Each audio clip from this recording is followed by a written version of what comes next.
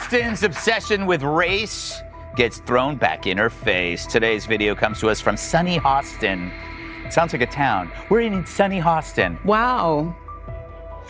I'm a little bit in shock. I just always thought of myself as Puerto Rican, half Puerto Rican.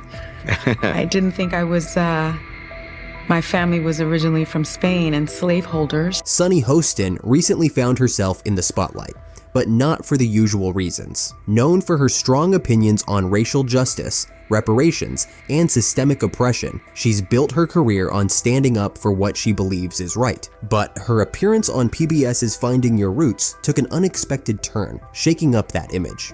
In a surprising twist, Sunny learned that her ancestors weren't victims of oppression, they were actually slave owners. That's right, a vocal advocate for reparations discovered that her own family had directly benefited from the very system she has long condemned. Her reaction? A mix of shock, hesitation, and an awkward attempt to brush it off as just part of history. Greg Gutfeld didn't let this slide. With his signature sharp humor, he pointed out what he saw as clear hypocrisy. His take struck a nerve, igniting discussions everywhere. Should this revelation change how people view Sunny's activism? And when someone speaks about accountability, does their own personal history matter? Let's take a closer look at this explosive moment. Sunny Hostin, a well-known co-host on The View, has built her reputation on being outspoken about racial justice and identity politics. But now, people are questioning whether her message still holds the same weight in light of this discovery. It was on PBS's Finding Your Roots, a show dedicated to researching celebrity ancestry.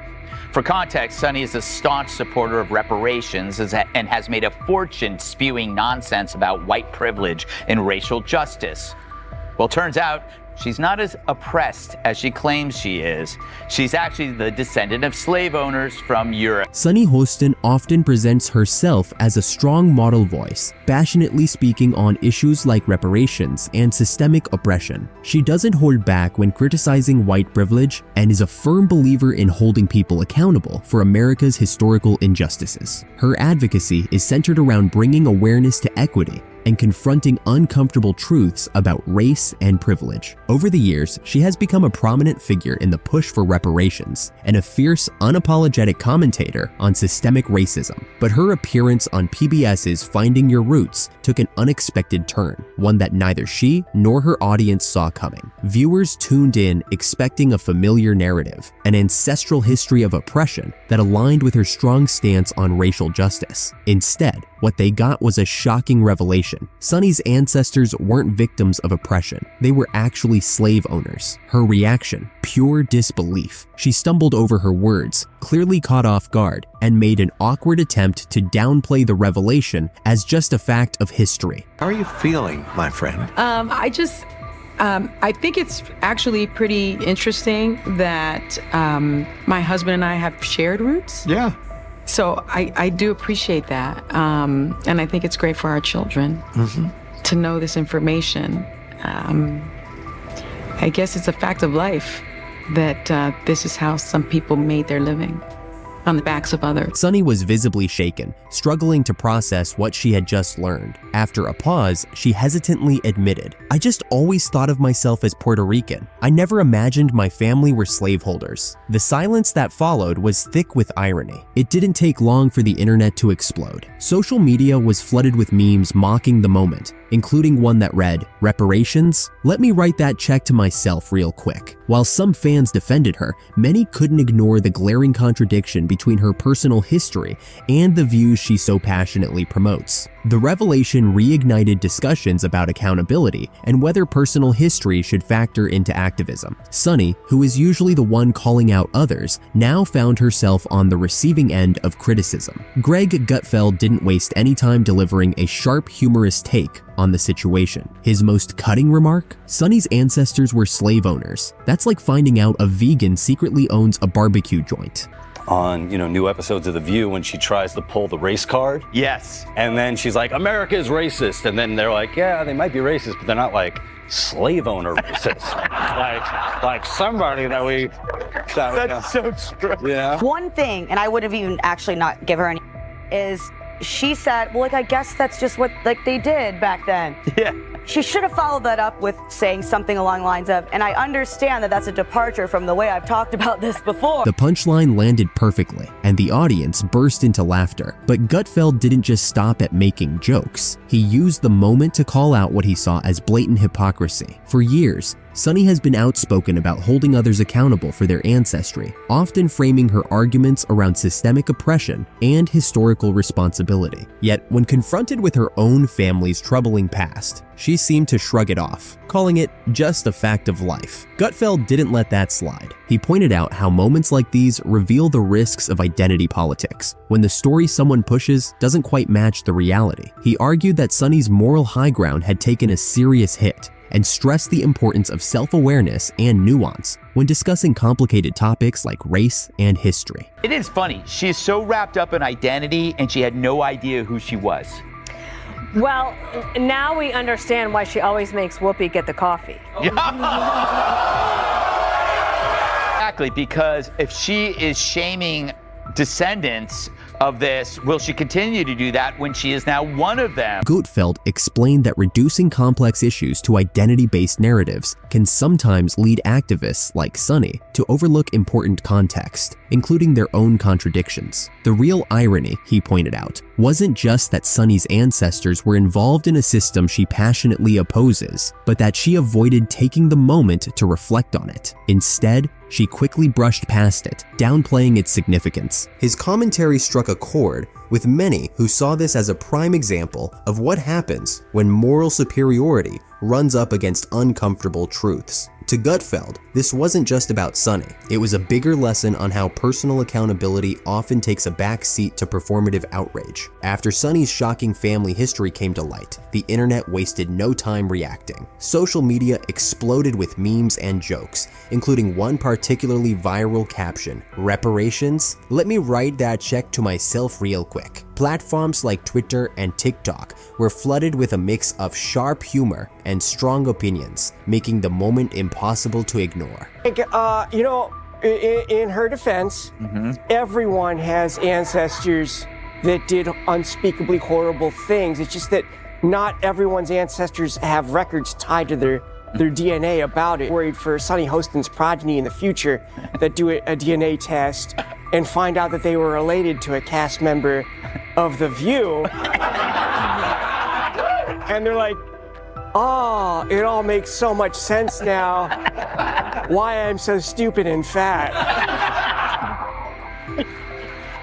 Some people defended Sunny, saying she shouldn't be blamed for what her ancestors did, but many others couldn't ignore the obvious contradiction. Sunny, who has built her platform on holding others accountable for their history, seemed to brush off her own with nothing more than a casual shrug, calling it just a fact of life. This sparked a heated debate. Should public figures like Sunny be held to the same moral standards they demand from others? Critics argued that her response lacked the reflection and growth expected from someone so outspoken about accountability. The irony of the situation made sure the backlash didn't fade quickly, keeping the conversation going for weeks. The fallout from Sunny's revelation didn't just stir up controversy, it also made things awkward on The View. When the bombshell dropped about her ancestors being slave owners, the usual lively energy at the table disappeared into an uncomfortable silence. Even Whoopi Goldberg, known for her quick comebacks, hesitated, seemingly unsure how to handle such an ironic twist. Meanwhile, over on Greg Gutfeld's panel, the reaction was the complete opposite. His co-hosts didn't hold back, throwing in sharp but playful jabs. One even joked that Sunny might have to start shaming herself for her family's past. The panel's laughter drove home their criticism of what they saw as her double standards, further exposing the cracks in her moral high ground. Rosie O'Donnell also weighed in, offering a more thoughtful perspective on the situation.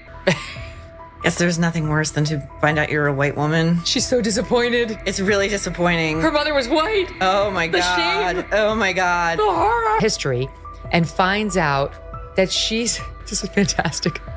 She is descended from slaveholders. She's descended from slaveholders, and she's been apparently getting a lot of mail about her call for reparations because it turns out she's going to be paying them and not actually receiving them. Rosie O'Donnell emphasized that people should be judged by their actions, not their ancestry, while also pointing out how identity politics can sometimes oversimplify complex issues like race and history. Her perspective highlighted how discoveries like these can challenge rigid narratives and force uncomfortable self-reflection. The reactions from both Sunny's supporters and critics revealed a clear divide. Some saw this as an opportunity to discuss personal accountability, while others viewed it as yet another example of identity politics backfiring in a big way. No matter where people stood, the tension surrounding Sunny's response was impossible to ignore. Her reaction to her family's shocking past felt like a missed opportunity. Instead of using the moment to reflect or start a meaningful conversation about the complexities of ancestry and accountability, she brushed it off as just a fact of life. For someone who has built a career on holding others to high moral standards, this casual dismissal left many feeling unsatisfied. This could have been a moment of growth. Sunny had the chance to acknowledge the irony,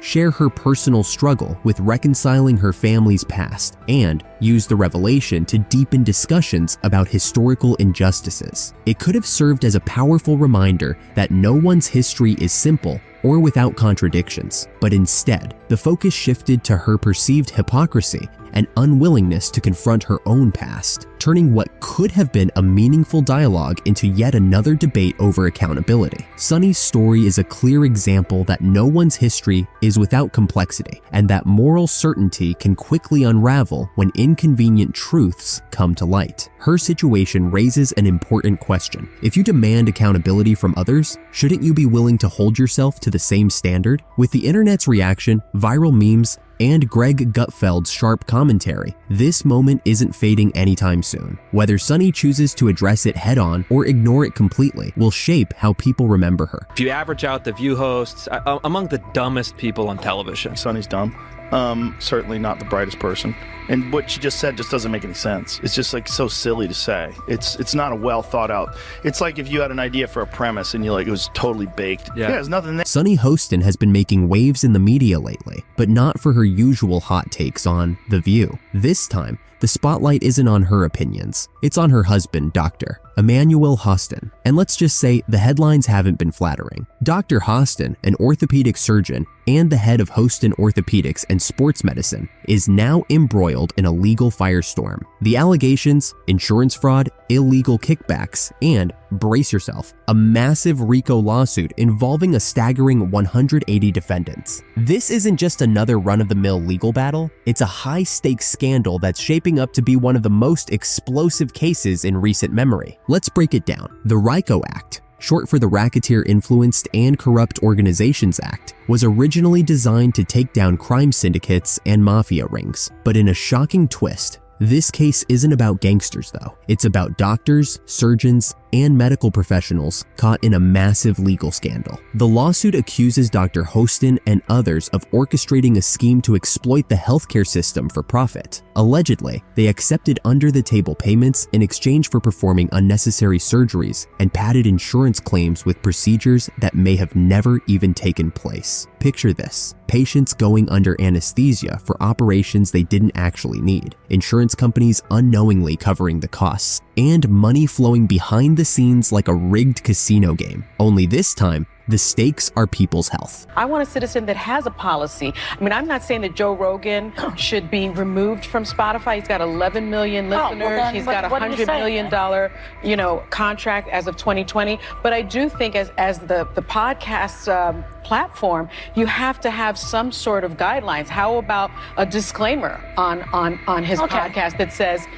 this is misinformation? How about removing some of the podcasts that disseminate misinformation? They have. And that's the lawsuit takes direct aim at Dr. Hostin, accusing him of receiving financial kickbacks for recommending and performing arthroscopic surgeries, those minimally invasive joint procedures. At first glance, these operations might seem routine, but according to the lawsuit, many of them were completely unnecessary. Were these patients actually in need of knee or shoulder surgeries? Or were they just unwitting participants in a money-making scheme? If these allegations hold up, this could go down as one of the most shocking medical scandals in recent history, outdoing even the most dramatic soap opera plotlines. Imagine putting your trust in a doctor only to find out you were nothing more than a pawn in a profit-driven scam. That kind of betrayal doesn't just hurt. It shakes the very foundation of the doctor-patient relationship. American Transit Insurance Company, the Would You, Are They plaintiffs, are crying foul, claiming they were scammed out of millions by being charged for surgeries that were either completely unnecessary or never even took place. But let's not forget, insurance companies have their own history of shady dealings. They've been called out for shortchanging doctors, rejecting valid claims, and bending the rules to avoid payouts. So, is this a legitimate takedown of a fraudulent medical scheme, or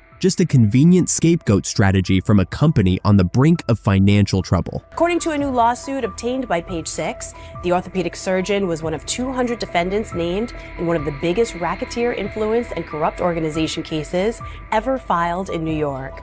Emanuel was accused of federal insurance fraud and, quote, getting kickbacks by performing surgery and billing a company that insured taxi companies. And Dr. Houston's lawyer, Daniel Thwaites, didn't hold back in his defense. He slammed the lawsuit as baseless, accusing ATIC of using it as a desperate attempt to recover their financial losses. Thwaites flipped the script, making Attic the villains in this drama, a classic courtroom move to shift the blame onto the accuser. And as if things weren't heated enough, enter Joe Rogan. The podcast mogul and media critic wasted no time calling out The View for what he saw as blatant hypocrisy. Joe Rogan didn't hold back, pointing out how Sunny Hostin used to throw shade at others, acting as though she had all the medical answers because her husband is a doctor. But here's the twist. While she was playing the role of moral authority, she may have been well aware of her husband's questionable dealings. Rogan's comments raised serious doubts about the sincerity of her outspoken stance on various issues. Rogan's sharp critique adds fuel to an already burning fire, making it clear that hypocrisy in the public eye doesn't go unnoticed, especially when personal ties to a major scandal are involved. This adds another layer to the already complex drama surrounding Sunny Hostin, forcing the public to reconsider her credibility. The question now isn't just about the lawsuit, it's about the truth behind the personas that the public puts their trust in. I don't understand how you say you love your country at the same time as you normalize this convicted felon, which I can... It's wild how The View went from championing unity and inclusion to taking shots at Carrie Underwood, one of the most respected and talented voices in country music, just because she agreed to perform at the president's inauguration. You'd think someone like Carrie, who's practically America's country music sweetheart, would be applauded for wanting to take part in a historic national event. But instead, the moment she accepted the gig, the backlash exploded. Critics came out in full force, demanding her cancellation and accusing her of supporting a so-called convicted felon. Seriously, people actually ran with that narrative. But how did things escalate so quickly? And why does it feel like Carrie's the only one rising above the noise? Before the drama took over, she was universally adored, a small-town girl with a voice that stole the show on a major singing competition. Let's break down how this all spiraled and why Carrie might just walk away from it all with her head held high. Country superstar Carrie Underwood has spent most of her career avoiding political talk, but she's set to perform at the upcoming inauguration. She said in a statement that she's doing it because the country must come together in the spirit of unity and look to the future. And lots of her fans aren't thrilled about it, but lots of her fans are. So let's put this in perspective here. What do y'all think? I personally hope we're moving beyond the era of politics where we want to cancel people's livelihoods because we don't like their politics. And whether it was the Dixie Chicks for criticizing George Bush, didn't agree with it then, and Carrie Underwood, if you have a problem, you register your complaint by not downloading her songs and not going to her shows. Right. But I also think from a business standpoint, it's not a bad decision for Carrie Underwood. 75 million people voted for Trump. Artists tend to skew left-leaning, so she's overnight going to become an icon of MAGA and the American right. She's probably going to make a lot of money off of it. So I get why she did it. I say.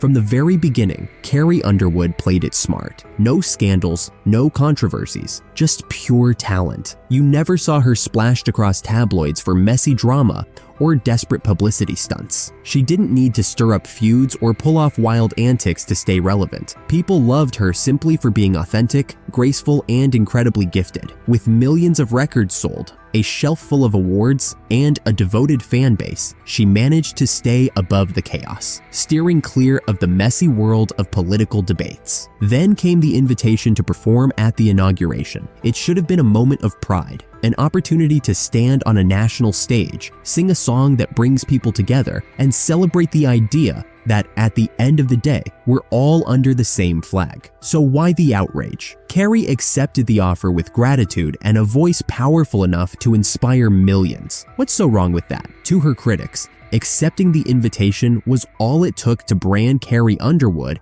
as a full-blown MAGA supporter, and they wasted no time calling for her to be canceled, boycotted, and blacklisted. Whatever it would take to knock her down. Sure, some loyal fans jumped to her defense online, but a fresh wave of detractors seemed determined to take her down. And for what? Singing America the Beautiful on a national stage? Seriously, let's rewind to the moment Carrie said yes. She got the official invite to perform at the inauguration, a huge honor by any standard. Instead of dodging the opportunity, she proudly shared her excitement about celebrating the country she loves. Her statement? A simple message about unity and looking toward the future. Hardly controversial, right? Well, you'd think so. Right now, I wouldn't do it, even though I can't sing. You would not sing? No, I would not. I would not normalize him. And she says, I love our country. How do you love your country and support and normalize somebody who was a convicted felon who really wants to destroy the country, in my opinion? I don't understand how you say you love your country at the same time as you normalize this convicted felon, which I can say now every day. A lot of my family voted for Trump. They love the country and vote for him. I think that people make these decisions for a lot of reasons. Okay, fine. And I would not be the person to say don't do it, because I believe in free speech and everything about it. I personally would not do it. No one's asked me, but that's another story. I would love for you to do a roast at the Trump inauguration. Yeah. Okay. Oh, no one else had any thoughts? Before long, social media erupted with outrage as critics slammed Carrie for supposedly normalizing someone they couldn't stand. Angry posts flooded in, with some demanding refunds for concert tickets and others dramatically vowing to boycott her music for good. The backlash was swift and loud, but it wasn't the only reaction. While critics were busy trying to tear her down, a whole new audience started paying attention. To them, Carrie wasn't just a singer anymore. She was someone with real grit, someone who refused to cave under pressure. Supporters praised her for having the confidence to take the stage at an event that many celebrities wanted nothing to do with. Instead of hiding or backing down, she stood firm, and for that, she earned a fresh wave of respect. So, while one side of the internet was up in arms over her decision, another group was cheering her on, seeing her as a voice of strength in a sea of celebrity silence. Almost overnight, Carrie Underwood's name was everywhere. If anyone needed proof that her critics weren't exactly the champions of tolerance they claimed to be, this was it. Social media exploded with insults and accusations, treating Carrie like she'd committed some kind of unforgivable offense. Don't believe it? Just scroll through the countless posts labeling her a traitor, a sellout, and a puppet for the establishment, all because she chose to perform at a national event. You'd think she had done something outrageous, rather than simply celebrating a historic moment. And of course, The View wasted no time jumping into the fray. Some of the hosts, known for their sharp criticism of anyone who doesn't align with their views, eagerly joined the pile-on, scolding Carrie as if she had betrayed them personally. But here's the part they're not talking about. Carrie isn't alone in her beliefs. Enter John Rich. The country star took to social media to back Carrie up, calling out his fellow artists for their silence. He didn't hold back, essentially saying, if you really care about this country, why are you letting Carrie take all the heat? Step up and speak out. His message struck a chord, making it clear that Carrie wasn't the only one willing to stand by her convictions. While some in the music industry chose to stay silent, worried about losing lucrative endorsements or upsetting politically charged record labels, Carrie Underwood didn't play it safe. She stood front and center, proudly expressing her love for the USA. And that's when The View swooped in to stir the pot. One of the hosts went as far as claiming that performing at the inauguration was like normalizing a convicted felon. But hold on, last time we checked, no one's serving time. So where's the felony conviction? When did that sentencing happen? because all we're seeing is a lot of noise over legal drama that hasn't led to a single day behind bars. Then came the classic emotional finger pointing. The same host questioned how anyone could claim to love their country while standing beside someone they believe is tearing it down. It's the usual black and white thinking, ignoring the possibility that maybe Carrie simply wanted to honor her country, no matter who was in office. Another co-host chimed in, making it clear that she wouldn't perform for this administration, which is fair, it's her choice. But shaming an artist for making a different decision? That's the exact opposite of what free expression is supposed to be about. A few panelists tried to strike a more reasonable tone, pointing out that it's unfair to destroy someone's career over political disagreements. But as always, the loudest voices drowned out any sense of balance, piling on accusations without a shred of real evidence. Their hot take? If fans are upset,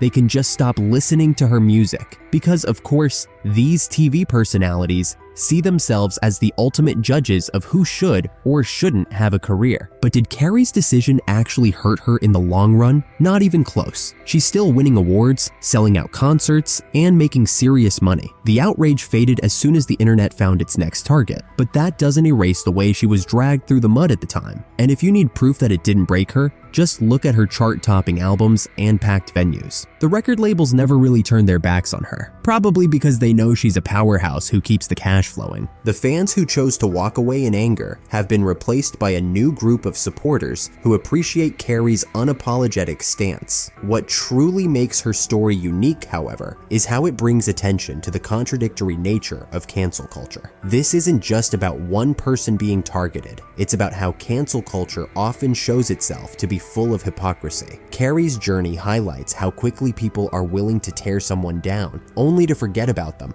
once the outrage fades, without ever addressing the real issues behind it all. Step into Hollywood, where the drama spills off the screen and into the real world. The glossy image of the entertainment industry is starting to crack, revealing a whole new layer of chaos. Once the epicenter of creativity and endless entertainment, it now feels stuck in a constant whirlwind of trouble. With studios collapsing, streaming platforms hemorrhaging money, and creators caught in the middle, things have never been more turbulent. But no story stands out quite like the explosive showdown between Robert De Niro and Warner Brothers. And just when you thought it couldn't get any crazier, Bill Maher enters the fray, publicly calling out De Niro and stoking the flames of their already heated feud. So why is Trump winning? I mean, the New York Times poll this week came out, and maybe this will change it with the State of the Union address, but Trump was beating him rather soundly. It was quite a warning light, 48 to 43, also winning way more among women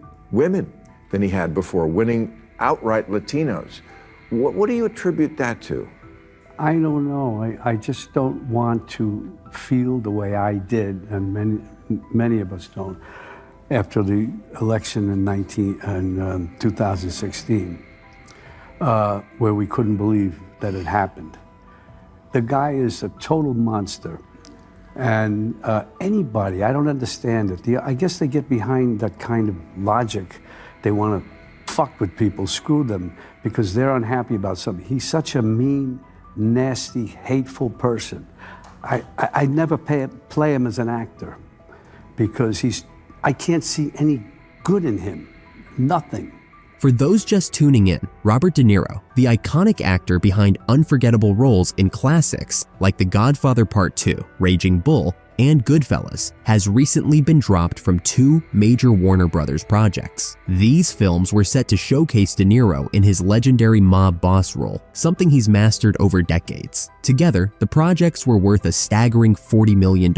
But instead of bringing those characters to life, De Niro is now locked in a legal battle, accusing Warner Brothers of firing him unfairly due to his political views. At first, this looked like a typical Hollywood situation. Warner Brothers had cast De Niro for 2 roles tailor-made for his intense, commanding screen presence. With both films expected to draw large audiences, the studio was counting on De Niro's star power to deliver. His $40 million payday was a testament to his status as one of Hollywood's top-paid actors. But as with many Hollywood dramas, things took an unexpected turn. Out of nowhere, Warner Brothers announced they were cutting ties with De Niro, scrapping him from both films. For an actor of his caliber, this was a major shakeup. Naturally, rumors began to fly. Was it a contract dispute? Creative differences? The truth was far messier. De Niro quickly fired back, claiming he was axed for political reasons, accusing Warner Brothers of bowing to pressure from public figures and groups who opposed his outspoken views. De Niro has always been known for speaking his mind, and his bold political and social opinions have sparked both praise and controversy. Now, he's arguing that his willingness to voice his thoughts